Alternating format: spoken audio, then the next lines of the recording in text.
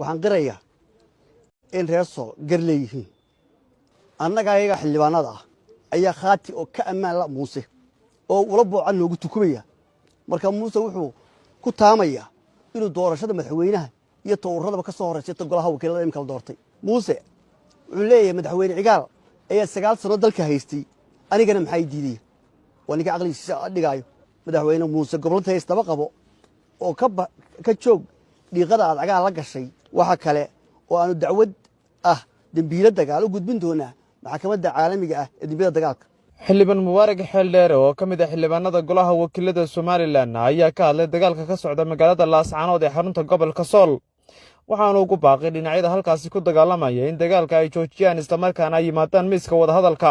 dhinaca kale xildhibaanka oo hadalkiisa sii wata waxa uu madaxweyne Biixi ku eedeeyay in dagaalka halkaasi ka socda uu ku doonayo inuu ku helo budokorin labaad waxaan dadweynaha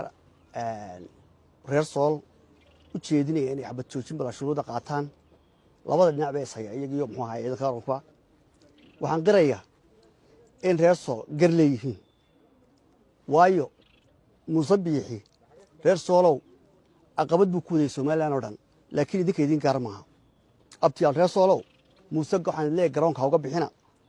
oo Muuse madaxweynaadkiisa wuu dhamaaday waxaanu ku jiraa rafadkii u dambeeyay abtiyaal markaa idinku hasiina fursadu mar kale muddo kordhin aan sharciyan ku helo reer Soolow abtiyaal Muuse cod buu ku yimi codna uu ku tagaya laakiin maanta waxa idin la gudboon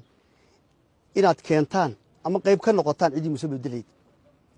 haddii abtiyaal reer Soolow keentaan bedelkii Muuse diyaar baan u nahay inaan doorano waayo mar hore nimaydan xujoona maadaan idinmaan dooran wayn marka waxaan leeyahay ragga han kale Maxamed Jibuuti oo kamid yahay kaale oo dalka majaraha u qabta oo dalka badbaadiya waxaan ognahay inaad Muuse diidantiin oo aydan Soomaaliland diidanayn way idinka cadeeyay oo ka marxaati kacay inaan ku wada socon falxumada ka socota Sool marka waxaan leeyahay gaari Allah raxmo wuxuu yiri haddaad gorod diidan tahay ku koob diritaada gorod